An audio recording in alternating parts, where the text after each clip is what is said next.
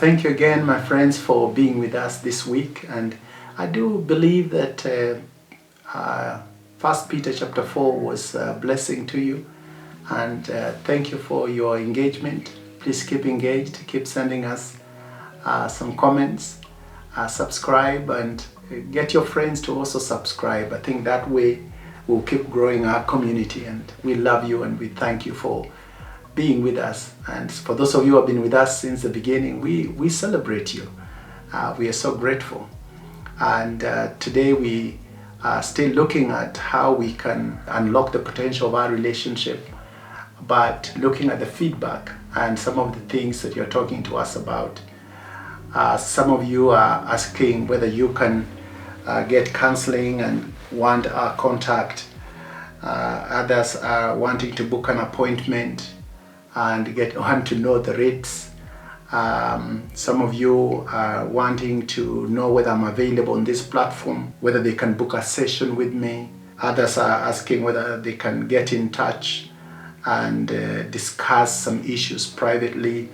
There's all kinds of comments in that direction of whether you guys can kind of maybe have some private discussion with someone or with me or in my counseling sessions. Right down there you can see an email.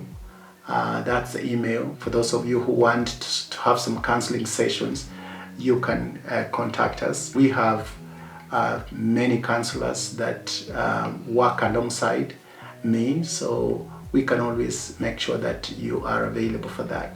For those of you who are seeking for issues on premarital counseling, that is also available. Most of the churches that I have trained at, made sure that I train people, they are doing an amazing job. Some of them are graduating something like over 100 pre-couples every year in an intensive course that takes about 2.5 months. So if you want to be part of those kind of programs because you want to get married or you just want to enrich your marriage, please do let us know the specifics of what you want and on the email down there. Otherwise, just engage with us also on the social media. Send us any comments. If you have any other questions, let us know and we will be able to respond to you. So please do know that our email is available down there. Just let us know what we can do for you, and we love you. Thank you for being so vulnerable to actually get back to us and want to talk to us and want to be to engage with me. We are also looking in the future, maybe God willing, we could have a live chat. Maybe that time we could send in short live comments and whatever, but that can come at another time. We will talk to you about that. There is also one of you and it's related to several questions that some of you have asked, and you're saying, does it ever reach a point in marriage that one feels like having an affair? That's a deep question, and it's a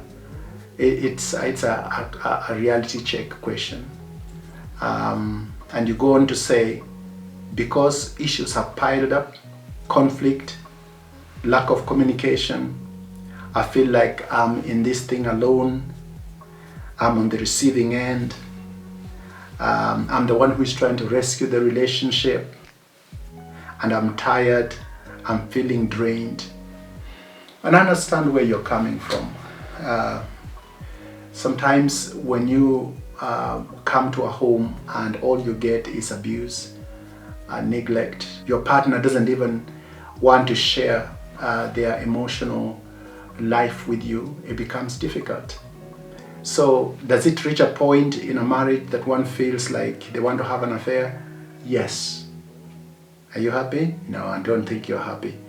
But the truth of the matter is, yes, you may feel like you want to walk away. You may feel like you could have another lady or another man to be your husband or to be your wife. Those feelings will always be there. My wife always tells me that feelings come and go. They visit and the time comes, they go. See, the truth of the matter is, that's the quick fix. The quick fix is, let me find somebody else and I will have a better life with them. Who tells you that the next person will not be worse? So I am a believer that as much as you may feel that you would like to have that affair, think about what causes you to feel to want to have another affair. And whether you are so fixed in yourself about what you want in the relationship to the extent that you're not hearing what they are crying out for also. You say the conflicts have piled up and there is lack of communication. So what I would suggest is this. One, could you maybe personally just sit down, write down the issues you think are piling up in the relationship? Two, could you make an appointment with your partner and say, hey, honey, I do realize that there are so many things that are going on and I know you are not happy, I'm not happy. Could you get time so that we can talk about this? And if the time comes, start by affirming the good things that are happening in the relationship before you begin to talk about what is ailing the relationship. In talking about what is ailing the relationship, try this way. Don't blame or point a finger, but try and show ownership in the issues. So for example, you are saying here that you are always on the receiving end, that you are tired and drained, or you feel like you're the one rescuing the relationship all the time. What are these things that you feel you're the one who is working so hard to rescue? So for example, if it is communication, the way she talks or the way he talks, could you maybe bring it this way, say, honey, I'm sure you may not be happy the way I talk, but you know in your head, it is her who talks to you badly. But start by saying, I know that maybe even the way I talk can make you angry, and at times even the way you talk really makes me disappointed. And I've been thinking, how do we improve the way we talk? See, that shows ownership. You see, we have to bring the relationship to a place of being sober so that we can bring healing. If you are you behave like the champion, you behave like the one who knows everything, the Mr. Fix-It, then it becomes very difficult. The other person will also not feel like there's anything they do, or they will try to prove a point that they are also the one who fixed the relationship and you're just seated there. So I pray that you will first of all deal with your inner desires, seek to be sober, calm yourself, and come to the place of asking yourself, what can I do to mend ways so that we can bring back what we used to have and be able to enjoy it together. Someone else here is saying that they have been married for 3 years and they have a child, and the marriage is full of arguments. She abuses me. I try as much as possible to provide for my family. My wife has a tendency of forcing things to go her way. We argue a lot until she tells me that she will find a man who is financially stable to sort her life out. 3 years of marriage is a long time, and I believe that having a child also can complicate issues. So that means bills go up, communication about children, about yourselves, and about work, and about situations that you face can be quite a bunch of things to look at. So at the end of it all, maybe out of what the weight of what she's going through, she may use words towards you, or you may use words towards her. You are talking about you're trying your best to provide for the family, and I can see you are also saying that she also has been doing some little business that doesn't seem to be bringing in much. But I think you need to understand that money issues can break a relationship. So the issue here is that what policy do you have on money? What understanding do you have on money? I think for most couples who are successful and those who want to walk the same road, they first ask themselves is, whose money? Whose money do we have? You must have a joint philosophy on money.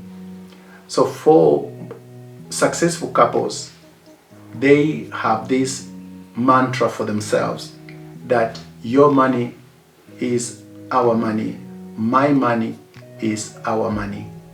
So it is a we money, not my money and your money. I think when the two of you look at that, then you begin to say, what is our budget? What do we have as our income? And then our budget and our income does not balance. How do we balance it? So now it's not just about who brings in more money and who brings in less money. It's not just about who is not helping and who is not helping, who is doing a lot than the other.